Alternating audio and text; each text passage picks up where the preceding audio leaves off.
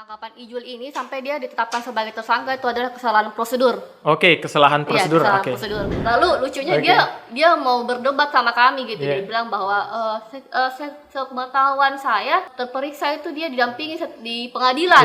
Wah, Bapak salah. Polisi yang bilang itu. Iya, Bapak salah. Dari 23 kalau bukan 22 yang ditahan pada saat itu, yang mengherankan cuma Ijul yang dijemput.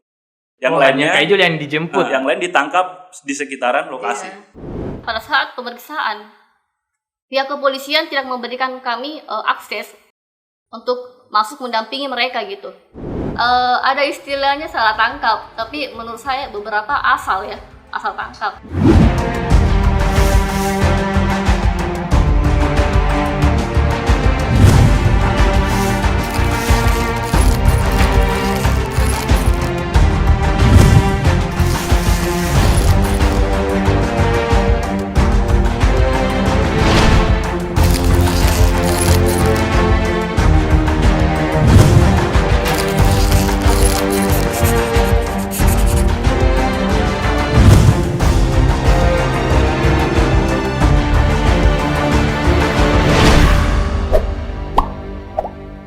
Oke, selamat datang di podcast Jurnal Progresif Himaka FEUNM. Jadi, podcast kali ini adalah podcast episode pertama dari Himaka FEUNM, persembahan dari Himpunan Mahasiswa Akuntansi Fakultas Ekonomi Universitas Negeri Makassar.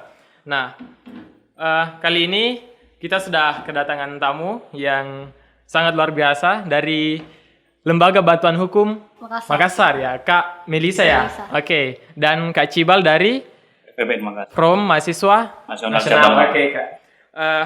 Jadi akhir-akhir ini kita banyak mendengar terkait isu dan berita yang diangkat oleh media terkait penangkapan yang dilakukan oleh kepolisian terhadap masa aksi tolak Omnibus Law UU Cipta Kerja yang kemarin pada tanggal 22. Nah, ada beragam macam spekulasi, Kak, yang kemudian hadir dalam proses penangkapan dan banyak yang lain yang diangkat di media.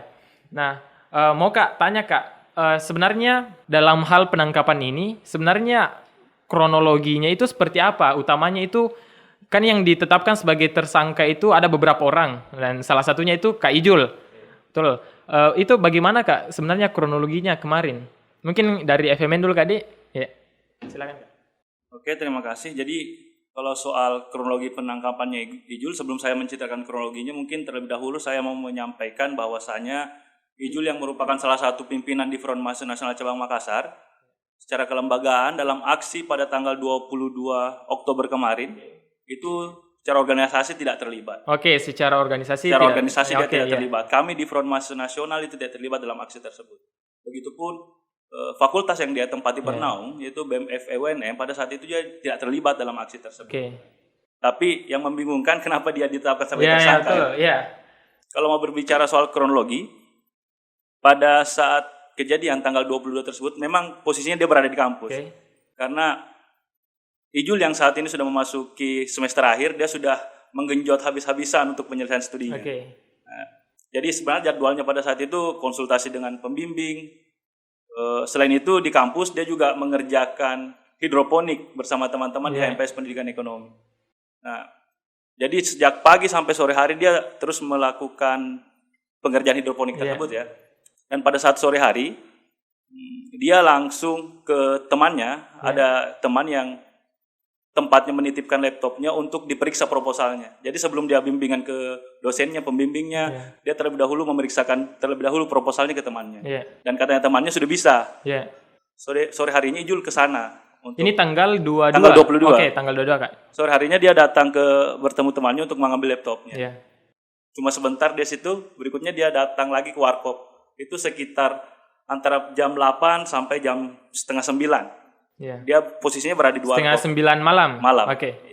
Kan pagi sampai sore di kampus, baru ke KPRI tepatnya, ambil laptop, terus ke warkop. Kenapa dia ke warkop? Karena tas yang dipakai laptopnya Ijul ada KTP-nya teman.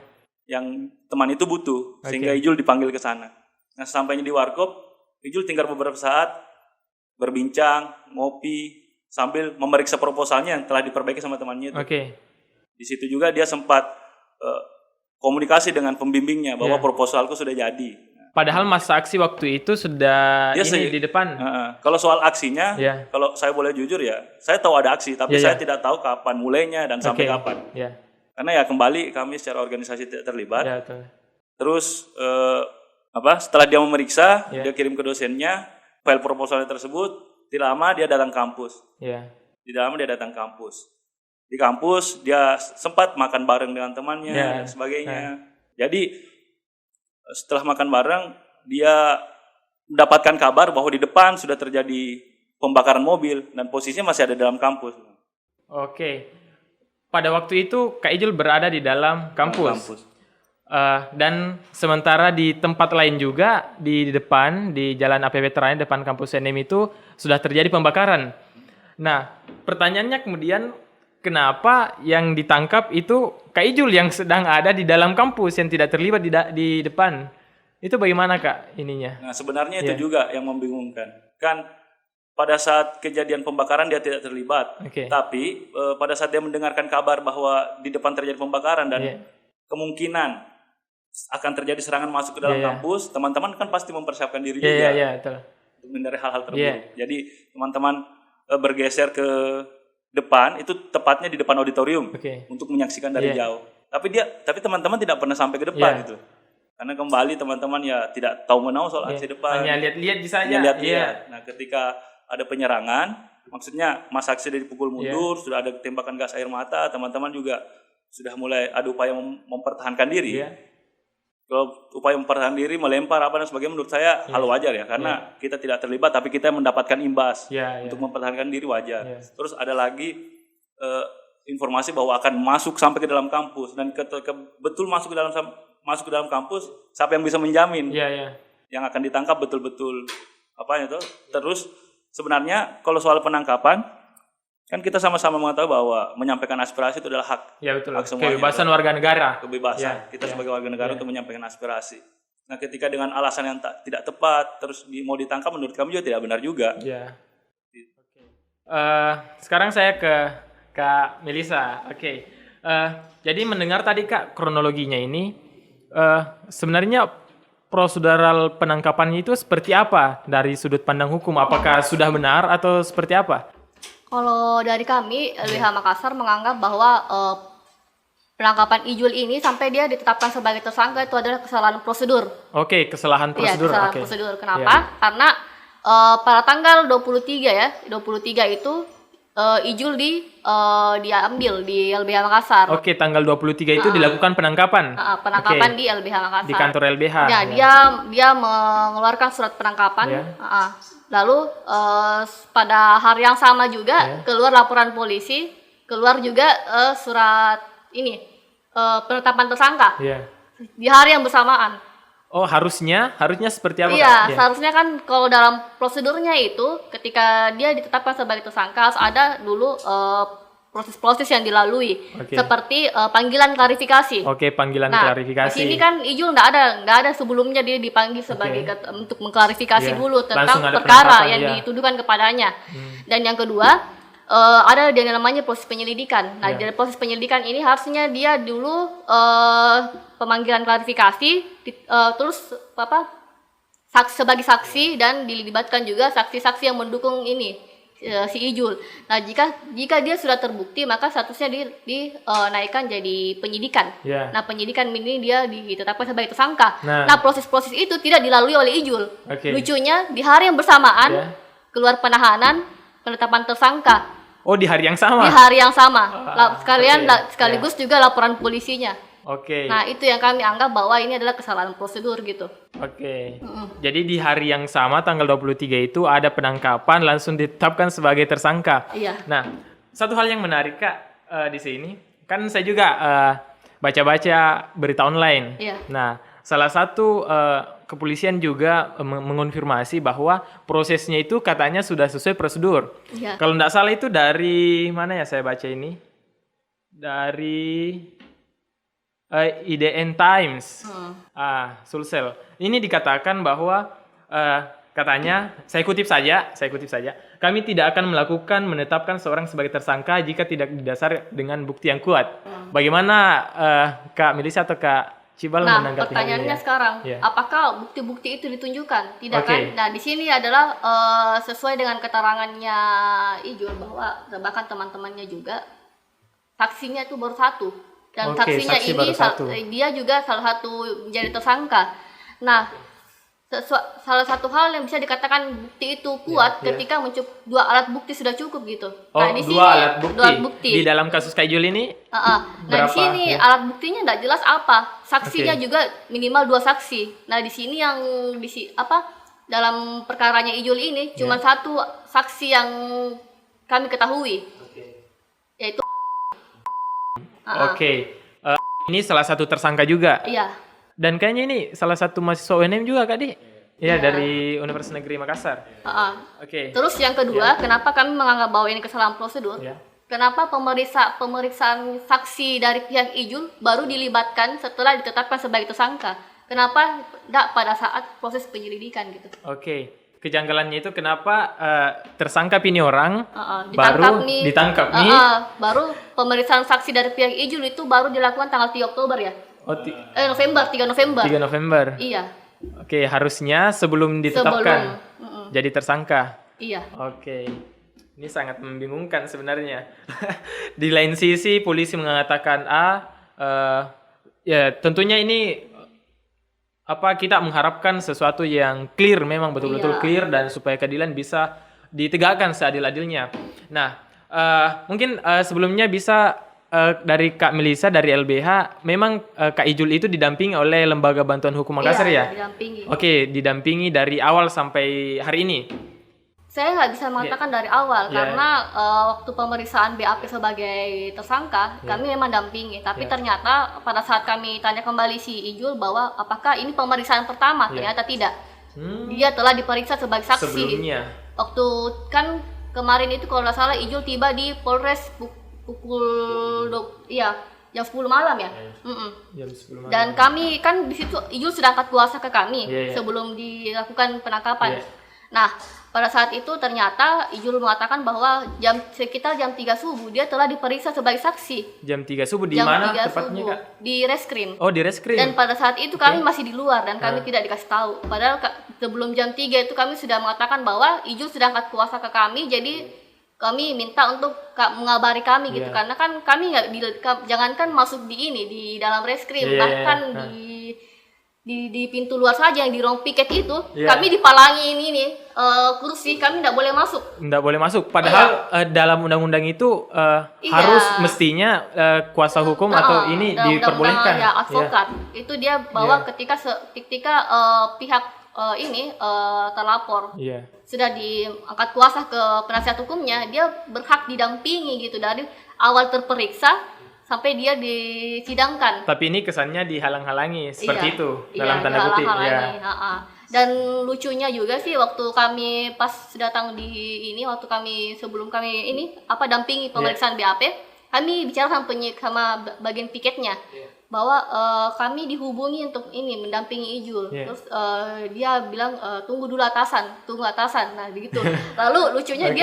dia mau berdebat sama kami gitu. Iya. Dia bilang bahwa sepengetahuan saya kalau terperiksa itu dia didampingi di pengadilan. Iya. Wah, Bapak salah. Polisi yang bilang itu. Iya, Bapak salah. Ya, seharusnya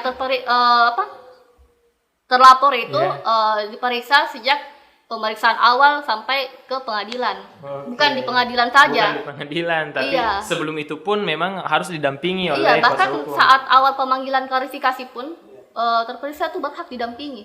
Oke. Ini saya kira di dalam ruangan ini mungkin ya agak kebingungan ya mendengarkan hal yang tersebut. Oke, Ya, saya bisa ya, sedikit silakan, tambahkan. ya. Kan tadi itu persoalan prosedural hukum di mana pada saat Ijul sudah dibawa ke Polrestabes ya. Nah, jadi kalau untuk proses penangkapannya sendiri sebenarnya itu sudah terjadi sejak tanggal 23 subuh dini hari. Tanggal 23 subuh dini hari. Dini hari. Aksinya itu tanggal 22 malam. 22 Oke. malam. Iya, iya. Oke. Jadi dari 23 kalau bukan 22 yang ditahan pada saat itu, yang mengherankan cuma Ijul yang dijemput. Yang lainnya Kak Ijul yang dijemput. Yang lain? Yang lain ditangkap di sekitaran lokasi. Iya. Oh. Meskipun sampai saat ini kami belum bisa menjamin bahwa mereka semua adalah pelaku pembakaran, karena kan tuduhan pada mereka pelaku pembakaran ya. Dari ke-23 itu yang dijemput di tempat, yang dijemput bukan di lokasi itu cuma Ijul. Yang dijemput. Jadi pada pukul 4 dini hari, sekitar 4 dini hari itu ada sekitar 20 intel yang datang. 20 orang. 20 intel yang polisi tak berseragam yang datang ke sekretariat yang katanya mau menahan kawan Ijul. Ini sekretariat apa, Kak? Sekretariat kami di FMN. Oke, FMN ya. Jadi ada sekitar 20 yang datang minta dibukakan pintu. Pas dibukakan pintu tanpa memperlihatkan apapun langsung masuk dengan suara yang besar, menggertak, meminta teman-teman untuk bangun, diperiksa satu-satu, dan ketika sampai di Ijul dia mengatakan bahwa yang kita cari sudah kita dapat. Dengan alasan? Kami kurang tahu. Kami saja kebingungan loh. Kenapa teman kami mau dibawa? Nah, sebelum Ijul dibawa keluar, kami sempat menahan di pintu. Itu sudah Ijul yang ditarik-tarik keluar, kami menahan di pintu. Tunggu dulu, kami tanyakan bahwa setahu kami, meskipun di antara kami tidak ada hukum, tapi setahu kami prosedural penangkapan tidak seenaknya seperti ini. Ada prosedural yang harus dilewati. Pertama ada surat tugasnya. Dan pada saat itu mereka tidak membawa surat tugas. Tidak ada surat tugas. Tidak ada surat tugas. Dan katanya dari mereka, ya tunggu kami akan ambilkan. Kami akan ambilkan katanya kami. Ya. Jadi kami menghadang di depan pintu, tidak membiarkan Ijul untuk dibawa keluar. Sejak saat itu tekanan suaranya dan sebagainya itu sudah mulai menurun. Dan yang paling aneh, mengambil surat tugas itu membutuhkan waktu 20-30 menit baru datang kembali. Yang katanya di mana itu surat tugas? Katanya di jalan raya, katanya di mobil. Jadi katanya jalan kaki ke sana. Padahal temannya sendiri ada yang menggunakan motor di depan sekretariat. Seperti itu. Kalau misalnya mau secepatnya memperlihatkan, betul.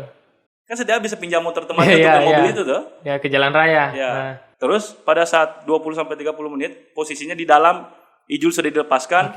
Polisi yang sebelumnya ada di aparat kepolisian yang ada di dalam sekretariat sudah keluar satu persatu. Datang, yang bawa surat tugas ini datang. Ada dua orang yang datang menghampiri saya dan teman-teman. Tapi mereka tidak memperlihatkan surat tugas. Mereka langsung menyampaikan sebenarnya tujuan kami seperti ini. Kenapa kami menangkap Ijul? Karena nama Ijul disebut oleh salah satu orang yang ditahan. Bahwa pengakuannya dia sama-sama Ijul melakukan pembakaran. Nah, terus kami minta siapa orangnya? Namanya ini. Terus diperlihatkan fotonya. Dan saya mahasiswa UNM, Ijul mahasiswa UNM. Foto yang diperlihatkan mahasiswa UNM. Kami di dalam sekretariat pada saat itu tidak ada yang mengetahui sama sekali siapa orang itu. Oh, tidak ada yang mengenal? Tidak ada yang mengenal foto itu. Itu katanya alasannya. Hanya itu yang menjadi alasan kenapa. Jadi Ijul katanya mau diminta untuk diambil keterangan Ijul mau dipertemukan dengan orang ini. Tapi kembali surat tugasnya tidak diperlihatkan ke kami. Surat tugasnya dipegang. Entah betulan itu surat tugas atau apa. Tapi intinya tidak diperlihatkan ke kami. Nah, dan kami bilang, kami tidak ada yang kenal soal itu. Dan pengakuan itu, saya tidak pernah ke lokasi aksi. Saya tidak terlibat aksi, apalagi pembakaran. Saya dalam kampus terus tuh. Kami berdebat panjang, dan kami minta kalau mau dipertemukan, mending kami yang ke sana daripada teman kami yang dibawa ke sana. Mending kapan mau dipertemukan, kami yang akan membawa teman kami ke sana untuk bertemu dengan orang itu yang mengatakan kenal dengan Ijul. Bukannya polisi yang menangkap, istilahnya bawa ke sana. Panjang ada sekitar 1 jam, kalau bukan 1 jam, 1 jam setengah perdebatan di situ sampai sudah tidak ada jalan tengah. Mereka hanya bilang kalau begitu besok datang saja. Tapi lagi-lagi cuma sampaikan besok datang saja jam sekian, jam 10. Tanpa memperlihatkan surat tugas apa dan sebagainya. Besok datang saja. Kami bilang kami akan datang kalau seperti itu. Dengan alasan itu tadi ada yang sebut namanya Kak Ijul. Kalau dari sudut pandang hukumnya kayak itu, kalau misalnya ada statement misalnya dari kepolisian mengatakan ada saksi yang mengatakan ada kok memang di lokasi, apakah memang sudah memenuhi persyaratan untuk dalam tanda kutip dijemput paksa? Nggak bisa. Iya, harus klarifikasi dulu. Dulu. Karena kan apalagi kan yang tadi disampaikan bahwa satu. Cuma satu keterangan dari saksi itu nggak mencukupi. Harus 2, itu pun minimal 2. Minimal 2. Dan itu pun juga kalau misalnya kalau panggilan saksinya ada 2 setidaknya ada dulu proses-proses yang dilalui gitu. Nggak bisa langsung ditersangkakan, penangkapan dalam waktu 1 hari. Iya. Oke. Jadi karena kan ini kejadiannya sudah tanggal 23 sampai hari ini tanggal 13, mungkin ya sudah sekitar 3 pekan. Dari FMN sendiri Kak, sudah usaha apa saja yang telah dilakukan untuk kasus ini? Ya, sampai saat ini upaya yang kami lakukan selain mengumpulkan data-data atau bukti-bukti yang memperlihatkan bahwa sebenarnya Ijul tidak ada di lokasi tersebut, kami juga mengupayakan untuk menggalang dukungan. Kan sekarang kami FMN yang tergabung di Front Perjuangan Rakyat Sulawesi Selatan sudah sejak ditetapkan kawan-kawan, bukan cuma Ijul, kawan-kawan ditetapkan sebagai tersangka pada tanggal 23, kami sudah melakukan aksi respon cepat depan Polrestabes. Terus berikutnya membuka konsolidasi terbuka untuk mengkampanyekan hal-hal tersebut. Dan sampai saat ini yang mampu kami jangkau, kami cek sudah ada sekitar 7 nama yang kami mampu jangkau, dan berdasarkan keterangan dari orang-orang terdekatnya bahwa dia tidak terlibat dalam aksi. Apalagi pada saat pembakaran. Maksudnya 7 orang ini sebagai statusnya sekarang tersangka. Oh, tersangka. Dan mengatakan bahwa Kak Ijul itu bukan Kak Ijul, maksudnya 7 orang yang statusnya tersangka. Kami datangi orang-orang terdekatnya, termasuk selain Ijul kan ada 2 mahasiswa NN. Yang kami datangi orang terdekatnya dan keterangannya bahwa 2 orang ini tidak terlibat aksi. Apalagi pembakaran. Nah, seperti itu. Jadi sudah 7 nama orang yang ditersangkakan yang mampu kami jangkau, dan berdasarkan hasil pengecekannya kami bahwa 7 nama itu tidak terlibat aksi, apalagi pembakaran. Itu sudah ada buktinya Kak? Sudah. Untuk bukti kalau bukti di Ijul kami sudah melengkapi. Teman-teman di UNM lainnya juga sementara dikumpul. Nah, untuk beberapa nama yang lain ini sementara dikumpulkan juga bukti-buktinya. Jadi untuk yang lain itu sementara dikumpulkan. Untuk Kak Ijul itu sudah ada beberapa lah yang dikumpulkan. Dari usaha yang tadi yang telah dilakukan oleh teman-teman FMN dan kawan-kawan lainnya, apa respon dari pihak kepolisian Kak sejauh ini? Kalau respon dari pihak kepolisian, kemarin waktu kami melakukan beberapa kali aksi, kan pernah melakukan dialog dengan pihak kepolisian, bahwasanya mengatakan pada saat penyidikan semua itu sudah dijamin bahwa tidak akan ada kekerasan dan sebagainya. Jauh ini responnya masih sekedar itu. Responnya tidak ada progres. Dari LBH Kak, kan dari LBH yang mendampingi Kak Ijul sebagai kuasa hukum di dalam kasus ini. Nah, perkembangan kasusnya itu sampai hari ini sudah sejauh mana Kak dalam ininya? Kalau untuk proses hukumnya sih saat ini kami hanya tinggal menunggu sampai pelimpahan berkasnya Ijul ke kejaksaan, lalu sampai disidangkan nanti. Nah, nanti upaya-upaya pembelaannya nanti itu mungkin saat persidangan, dan itu kalaupun juga ada upaya-upaya yang akan kami lakukan sebelum persidangan itu nanti akan kami sampaikan kalau ada di melalui rilis atau kompres. Dan sisanya kan selain Ijul kami juga damping yang untuk ada awalnya 11 orang ya, ini yang masuk di Kobar. Nah, tapi untuk saat ini upaya untuk 11 orangnya ini selain Ijul itu upaya kami lakukan itu ya untuk berkomunikasi tetap dengan orang tuanya. Nah, yang kedua kami juga perlu merombak kuasa karena beberapa dari mahasiswa yang angkat kuasa ke kami sebelumnya itu mencabut kuasa. Karena, jadi sebelumnya itu bukan hanya Kak Ijul? Iya. Kan tanggal 22 malam ini kan ada beberapa yang tangkap itu. Nah, ada mungkin sekitar 11 ya.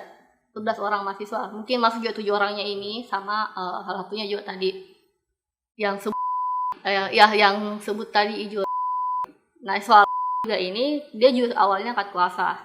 Tapi karena ada keluarganya pengacara jadi dia sebut kuasa.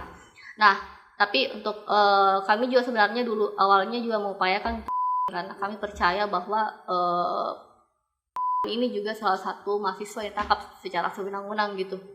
Dan kami juga menganggap bahwa pengakuannya itu juga dilakukan murni bukan karena dia melihat gitu. kita nggak tahu ya apakah pengakuannya itu berdasarkan memang ya apa yang dilihat atau ada nggak paksaan gitu. Kita nggak tahu kan. Iya. Oke. Jadi untuk saat ini hanya sisa Kak Ijul yang didampingi oleh LBH. LBH, khusus LBH. Oke. Untuk kedepannya kira-kira Kak, dari kasus ini, apakah ada kemungkinan untuk dibebaskan atau seperti apa dari sudut pandang hukumnya dalam tanda kutip? Kalau dibebaskan nanti mungkin setelah ini ya, kalau misalnya tahapnya dia sampai ke ini tahap 1 misalnya dia sudah pelimpahan ke kejaksaan, berarti kami hanya tinggal membantu pada saat pembelaan di persidangan. Oke. Tapi tidak bisa untuk bebas sebelum persidangan. Tidak bisa, harus mengikuti proses persidangan itu. Iya, karena sejauh ini kami juga belum mendapatkan kabar soal apakah prosesnya sekarang sudah sampai di mana. Bahkan ketika kami awalnya mau memasukkan surat ini, penangguhan terhadap Ijul, jangankan ini suratnya sampai ke reskrim, bahkan di piket di luar pun kami dilarang masuk gitu. Jadi jadi bisa saya sampaikan bahwa pihak penyidik juga tidak terlalu transparan kepada kami. Oke, tidak transparan ya. Iya. Oke. Dari beberapa juga yang media yang saya baca, polisi itu mengatakan bahwa ya silahkan saja nanti di pengadilan kalau misalnya memang tidak mencukupi buktinya untuk menangkap Kak Ijul ini, menahan, bisa saja dibebaskan. Selama tidak terbukti apakah misalnya bahkan yang kan ada dibilang istilah asas praduga tak bersalah. Nah, di sini juga salah satu kesalahan proseduralnya kepolisian karena dia sudah pada saat penyidikan dia sudah kayak seolah-olah mengatakan bahwa Ijul ini bersalah. Padahal seorang terperiksa yang berhak mengatakan bahwa dia bersalah itu ketika sudah putusan di pengadilan. Oke, di pengadilan. Bahkan ketika statusnya pun sudah terdakwa, itu bukan berarti dia bersalah gitu. Yang memutuskan hakim. Hakim, bukan kepolisian. Bukan. Oke. Jadi melihat kasusnya sebenarnya membingungkan juga tadi polisi juga bersikeras bahwa ini sudah sesuai prosedur, tapi di lain sisi juga ketika kita melihat fakta-fakta di lapangan yang disebutkan tadi, ini sudah jauh daripada kesesuaian prosedur yang dijalankan. Mungkin ada yang mau disampaikan lagi, Kak? Satu hal lagi, kenapa kami sebagai penasihat hukum selalu melihat pihak kepolisian ini seperti kayak maksudnya kita nggak tahu kan, kayak contohnya kenapa dia sampai mengakui bahwa Ijul. Nah, kita kan nggak tahu kenapa bisa keluar argumen seperti itu, karena pada saat pemeriksaan pihak kepolisian tidak memberikan kami akses untuk masuk mendampingi mereka gitu. Sebenarnya apa sih yang mereka sembunyikan di dalam? Sebenarnya proses pemeriksaannya itu seperti apa? Kenapa kami nggak bisa mendampingi? Kami nggak diberikan akses, bahkan mereka pun yang di dalam sana tidak diberikan akses bantuan hukum gitu. Jadi wajar kan kalau bahkan kami penasihat hukum dan teman-teman mahasiswa juga bertanya sebenarnya ada apa di dalam gitu. Ini juga pernah salah satu podcast saya pernah lihat bahwa ini sebenarnya tim borang yang tidak terlibat di dalam masa aksi itu. Nah, di sini letak kebingungannya. Masyarakat mungkin bingung ketika mendengarkan pendiskusian kita ini yang mana sebenarnya benar, karena kita juga sebagai masyarakat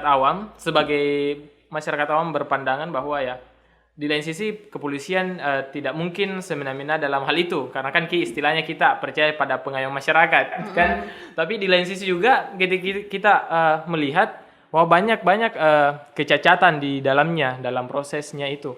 Nah, mungkin dari FMN Kak ada yang ingin disampaikan? Kalau soal sedikit tadi menambahkan soal karena kawan yang tadi menyebutkan nama Ijul, nah, karena teman-temannya pun sebenarnya kaget kenapa dia bisa dijadikan tersangka, karena kan kami di FPR yang dalamnya tergabung BEM FIS UNM yang merupakan tempatnya dan di situ banyak teman-temannya, itu sebenarnya kaget loh kok bisa ditetapkan tersangka, padahal saya sama-sama kerja tugas, saya sama dari kampus menyusun borang untuk akreditasi jurusan, kok bisa ditetapkan? Iya. Padahal dia tidak mungkin dia ada terlibat dalam aksi apalagi pembakaran. Iya. Nah, seperti itu. Ya, sebenarnya melihat kasus ini kami di FMN Makassar menilai bahwasanya inilah respon negara, inilah respon pemerintah yang mengarahkan aparat keamanannya untuk sebenarnya kalau kita bilang proses mengamankan ya tidak seperti ini caranya. Ini sebenarnya menurut kami adalah upaya kriminalisasi yang diberikan kepada rakyat. Apalagi kita sama-sama mengetahui, maksudnya Ijul kawan Ijul sendiri, Ijul bersama FMN dan FPR sejak awal Omnibus Law ini disebutkan oleh Jokowi pada pidato pertama pada saat dia pelantikan periode kedua, itu sudah mengkampanyekan terkait penolakannya terkait Omnibus Law ini. Dan sampai sebelum dia ditangkap, itu terakhir kami melakukan aksi pada tanggal 20 Oktober, yang aksi itu masih dipimpin oleh tepat 1 tahun periode pemerintahan Jokowi, dan sama-sama masih membelejeti terkait rencana penetapan Undang-Undang Cipta Kerja ini. Ijul masih tetap kokoh, tetap teguh menyampaikan sikapnya, pandangannya secara politik bahwa dia menolak Undang-Undang Cipta Kerja ini. Nah, itu kenapa kami mengatakan bahwa apa yang dilakukan oleh negara melalui aparatur pengamanannya di bawah itu sebenarnya bukan mengamankan, tapi upaya untuk mengkriminalisasi rakyat. Lagi-lagi saya sampaikan bahwa dari 13 yang dijadikan sebagai tersangka, cuma Ijul yang dijemput secara paksa. Yang lainnya hanya Ijul yang terus kami juga bertanya, kok seperti itu? Ijul saya tidak terlibat dalam aksi, punya bukti-buktinya. Seperti itu mungkin. Oke. Kan kita tahu bahwa ada deliknya itu istilahnya ada dirusak fasilitas umum, ambulans dibakar. Nah, pertanyaannya kalau bukan Kaijul, kalau bukan Alim tadi yang disebutkan, siapa pelakunya sebenarnya? Apakah sudah ada indikasi orang lain atau seperti apa, Kak? Kalau soal pelaku yang sebenarnya ini kami nggak tahu ya. Cuman ini yang perlu kami luruskan bahwa meskipun memang di antara 13 yang telah ditersangkakan ini dia terlibat pelemparan, tapi kan dia tidak masuk di perkara. Beda itu pelemparan sama pembakaran mobil. Dan pelemparan ini kan kalau misalnya dia dalam bentuk misalnya mempertahankan diri, itu kan wajar. Intinya kan yang diperkarakan ini adalah kasusnya mobil Nasdem kan. Pembakaran ambulans. Tapi dia tidak ada hubungannya pelemparan gitu. Jadi kalau misalnya pas ditangkap dibilang melempar dibilang pengakuannya, tapi di perkaranya pembakaran mobil gitu kan. Tidak bisa ditahan dengan alasan itu. Dari LBS sendiri, Kak, kalau misalnya ada kasus yang serupa, misalnya ada penangkapan paksa lagi, entahkah siapa yang nanti yang merasakan hal ini, apa yang kira-kira yang bisa diperbuat oleh masyarakat? Ya, kalau dari kami sih pesannya, kalau misalnya jangan sampai menyulitkan semangat aksi gitu ya. Kalau misalnya soal kriminalisasi atau penangkapan pun itu pasti akan terjadi. Bahkan yang tidak ikut aksi pun itu mereka akan tangkap gitu. Ada istilahnya salah tangkap, tapi menurut saya beberapa asal tangkap kayak contohnya kan ini kronologinya Ijul juga gitu kan nggak ikut sama sekali auto aksi, dia malah diambil di Indomaret katanya. Di Indomaret. Jadi beberapa memang aparat itu dia asal menghadang, lihat orang bonceng 3 atau apa gitu yang mencurigakan langsung diambil. Padahal bahkan ada pun juga pengakuan dari 9 orang yang waktu tanggal 23 itu bebas ya. Dia mengatakan bahwa kami nggak ngapa-ngapain, tapi kami diambil gitu. Kira-kira kan tadi ada hal yang menarik yang saya garis bawahi terkait biasanya polisi itu langsung saya menghadang misalnya, langsung mengambil. Kira-kira apa yang melatar belakangi hal itu dilakukan oleh pihak kepolisian? Saya nggak tahu juga apa sih latar belakangnya. Mungkin karena mereka nggak bisa mengidentifikasi langsung kayaknya siapa pelakunya, jadi mereka asal tangkap saja. Urusan terbukti atau tidaknya itu belakangan. Tapi kan maksudnya 1 kali 24 jam. Jadi kalau misalnya ketakutan mahasiswa itu atau masa aksi itu adalah ditangkap, itu menurut saya nggak usah dikhawatirkan selama kita tidak salah gitu dan kita membela hak-hak bersama. Dan soal kriminalisasi itu memang saya merasa juga bahwa pihak kepolisian ini dia sudah bekerja melewati wewenangnya yang seharusnya mengayomi masyarakat, tapi dia lebih ke melindungi pemerintah atau melindungi bagaimana supaya undang-undang ini gagal gitu. Jadi sebenarnya mereka ini seperti alat pemerintah gitu. Jika ada yang protes ataupun ingin menggagalkan, itu akan aparat penegak hukum yang langsung turun tangan gitu. Oke. Jadi harapan kita sebenarnya untuk kasus ini semoga cepat terungkap. Semoga pelaku pembakaran yang sesungguhnya cepat diidentifikasi oleh kepolisian, dan teman-teman kita, kawan-kawan kita, korban salah tangkap lainnya itu bisa segera dibebaskan dan keadilan bisa ditegakkan seadil-adilnya di negara kita. Saya pikir cukup sekian, Kak. Terima kasih banyak Kak Melisa, Kak Cibal dari FEWN dan dari LBH sudah menyempatkan hadir di studio kami.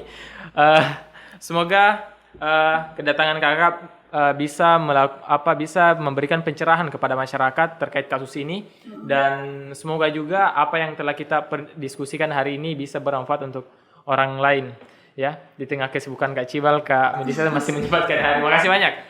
Terima kasih banyak, Kak. Ya, sama-sama. Salam.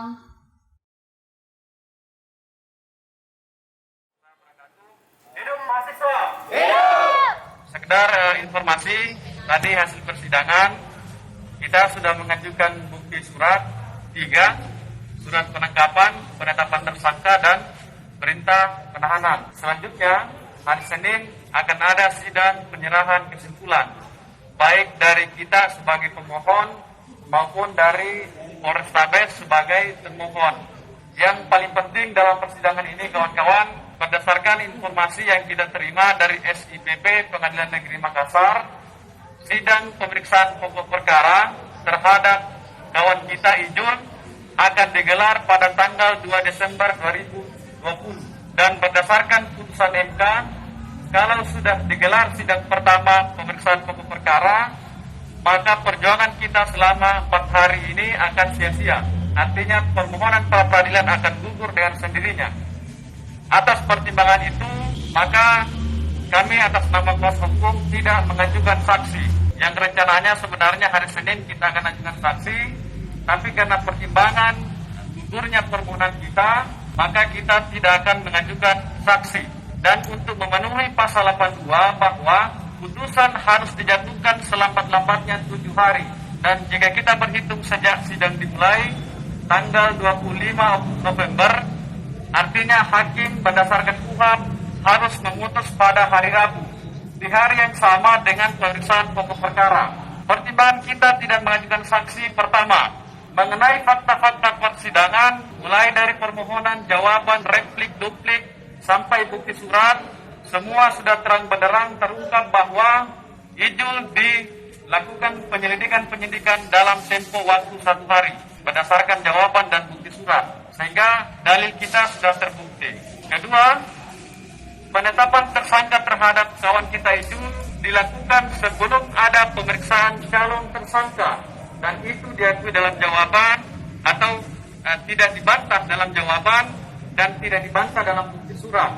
Sehingga terhadap fakta-fakta persidangan yang telah terungkap, kita menganggap semua sudah terungkap dan menyerahkan sepenuhnya kepada hakim yang memeriksa dan mengadili perkara ini, karena terdapat asas hukum bahwa hakim dianggap mengetahui semua peraturan dan fakta-fakta hukum dalam persidangan. Untuk itu sekali lagi, semua fakta-fakta sudah kita serahkan, dan kita serahkan sepenuhnya kepada nurani hakim, kebijaksanaan hakim, kearifan hakim, dan tentunya keadilan yang seadil-adilnya terhadap kawan kita Ijul. Mungkin itu yang bisa saya sampaikan, kawan-kawan. Tetap semangat.